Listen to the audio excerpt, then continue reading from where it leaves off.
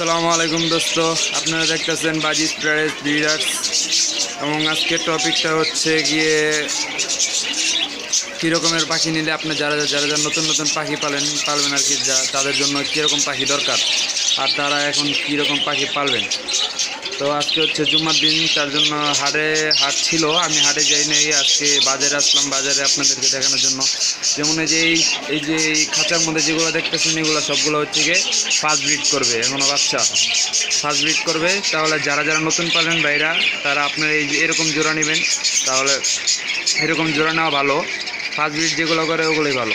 আর যেগুলো নাকি বড় হয়ে যায়, যেমন এই যে এগুলো আছে, তারপর এই যে নিচেরগুলো আছে, আর এসের একটা শুধু খালি মাদি আছে। আর এইসব এগুলো নিলে দেখা যায় কি ব্রিড করে না, জোড়া নিতে চায় না, তারপর বাচ্চা ভালো হয় না। আর ছোটো দিকে নিলে ফার্স্ট ব্রিড যেগুলো করে ওই পাখিগুলোই ভালো। দেখা যায় এখানের মধ্যে অনেক লোক আছে পাখি। হ্যাঁ, তাহলে আপনাদেরকে আমি বলতেছি যেটা আর কি, এরকম বড় পাখি নিলে দেখা যায় সমস্যা হয় অনেক। দেখা যায় ডিম দেয় না, আবার ডিম তো বাচ্চা ভালো করে করতে পারে না, ডিমের নষ্ট মেরা ফেলায়, পাখি ডিম নষ্ট করে বাচ্চা মেরা ফেলায়। এরকম বড় জোড়া না নেওয়াই ভালো। যদি পারে না তাহলে আপনারা ছোটো দেখে বাচ্চা নেবেন, 1 মাসের 3 মাসের বাচ্চা নেবেন, ওগুলোই ভালো। যেমন এই যে দেখেন 3 মাসের বাচ্চাগুলো, এই যেগুলো হচ্ছে 3 মাসের বাচ্চা, এগুলো নেবেন। এগুলো নিলে আপনাদের দেখা যায় ফার্স্ট ব্রিড করবে, তার জন্য ভালো। ফার্স্ট ব্রিড করার পাখিগুলোই ভালো, ডিম বাচ্চা ভালো করতে পারে। ডিম বাচ্চা ভালো না করলেও সমস্যা হয় না, দ্বিতীয়বার নেক্সট টাইমে ডিম বাচ্চা ভালো করে। আর এই যে এখানে দেখেন রানিং পেয়ার জোড়া আছে, এই যে এক জোড়া আছে, এই যে এক জোড়া, এরকম রানিং পেয়ার জোড়া আছে। রানিং পেয়ার জোড়া নেওয়া ভালো। রানিং পেয়ার জোড়াগুলো নিলে দেখা যায় ডিম বাচ্চা ভালো হয়, কিন্তু এগুলো তো খারাপ হয়ে যায়। দেখা যায় অন্যান্য লোকেরা যাদের বাসায় ডিম দেয় না, তারা এটা নিয়ে এসে বিক্রি করে ফেলায়। তার জন্য আপনারা যারা প্রথম পালেন, তারা এই যে এরকম 3 মাসের বাচ্চাগুলো নেবেন। 3 মাসের বাচ্চাগুলো তো অনেক সুবিধা আছে। আর যারা নাকি রানিং পেয়ার নিতে চান, তাদের জন্য সুবিধাও আছে অসুবিধাও আছে। রানিং পেয়ারের জোড়ার মধ্যে দেখা যায় ডিম বাচ্চা করতে পারে না, তার জন্য আর কি ভালো লাগে না। দেখা যায় আমার বাসায় যে এক জোড়া ছিল, ওগুলো বিক্রি করে ফেলাইছি, আরেকজন থেকে নিয়েছিলাম, বাজার থেকে নিয়েছিলাম, কিন্তু ওগুলো বাচ্চা করে না, রানিং পেয়ারই বাচ্চা করে না। আরেকবার আমি নিয়েছিলাম, দেখা যায় কি বাচ্চা করছে, 3টা বাচ্চা ফুটাইছিল, 3টার থেকে 2টা মারা গেছে, আরেকটা বড় করার পর মারা ফেলাইছে।